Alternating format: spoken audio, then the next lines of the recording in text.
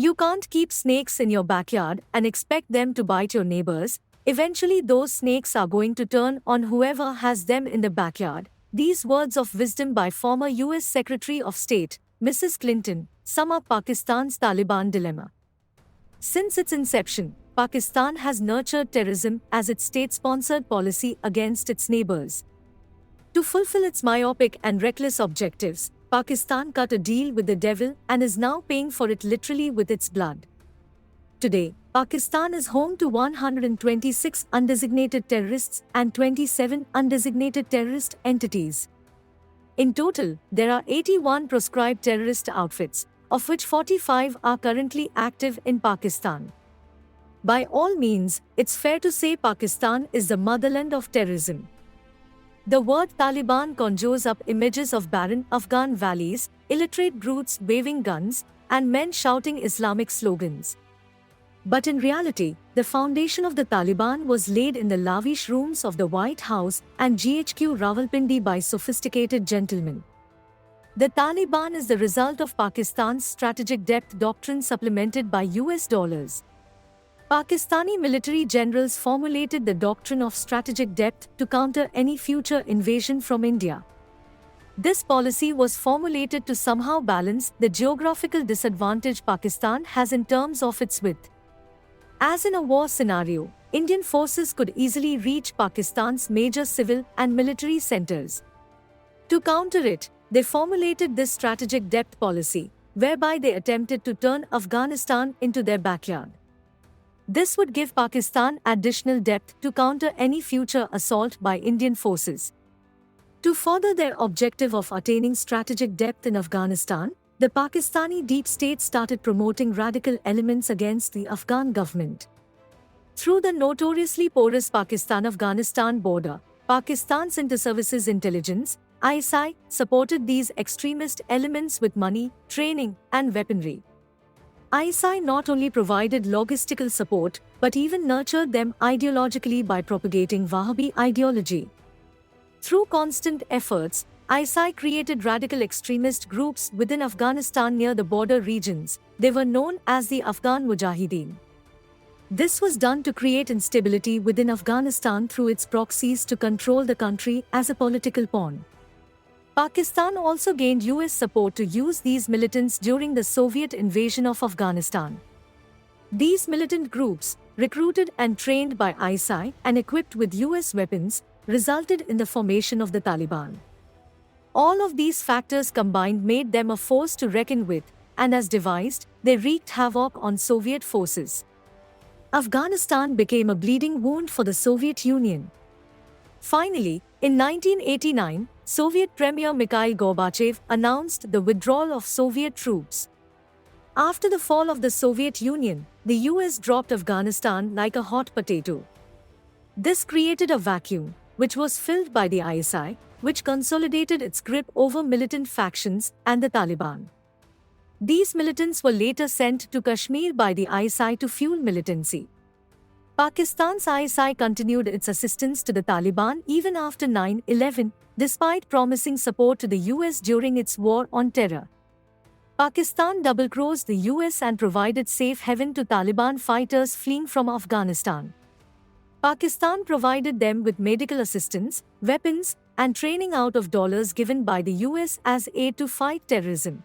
At times, Pakistan also snitched on the Taliban by capturing and handing over its top leaders to the US to keep dollars flowing in. Pakistan duped both sides to ensure its control over Afghanistan and its dollar supply. After the US withdrawal from Afghanistan in 2021, it was like a dream come true for Pakistan's deep state. After the arduous effort of double-crossing, it will finally bear fruit. Pakistan, having supported the Taliban with arms, ammunition, and a safe haven during their 20-year insurgency against the West and the Afghan government, believed that it was time for the Taliban to reciprocate. But the ISI forgot that the Taliban had not forgotten how Pakistan had snitched on them for money and how they had captured and handed their leaders over to US forces. In fact, Mullah Abdul Ghani Baradar, the Taliban's founding leader and first deputy prime minister, was arrested by the ISI and tortured for 8 years in a Pakistani jail. Moreover, During their struggle against the US, the Taliban forged ties with their Pashtun brethren in the Pakistani region of Khyber Pakhtunkhwa. Now, after gaining control over Afghanistan and freeing it from the clutches of ISI and the CIA, it is payback time. During their struggle, the Taliban built an extended outfit in Pakistan's Khyber Pakhtunkhwa called TTP. TTP stands for Tehreek-e-Taliban Pakistan.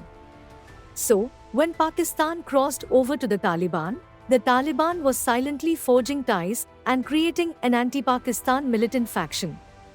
TTP, after its formation in 2007, conducted several attacks in Pakistan under the patronage of the Afghan Taliban. TTP also carried out the infamous Peshawar school attack in 2014. Despite being aware of the TTP-Afghan Taliban link, ISI purposefully claimed the two were separate entities. These attacks were considered collateral damage, a small price to pay for ISI's grand Afghan strategy. The rationale was that they would somehow control the Taliban and use them to crush the TTP.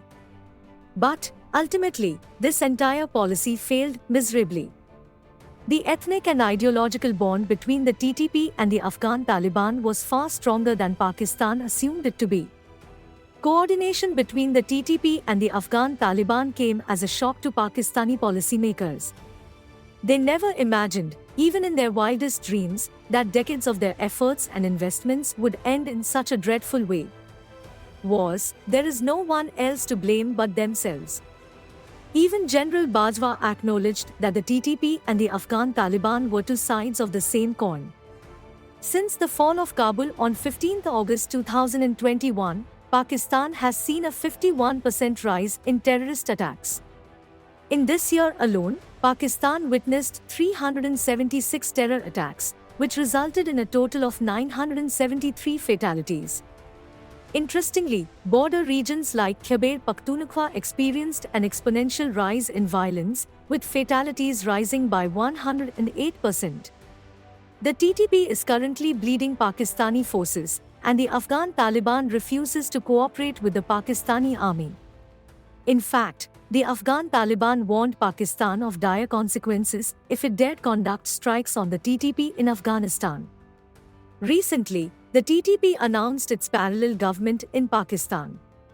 The TTP has already gained control of many pockets of border areas in Waziristan and captured many Pakistani soldiers.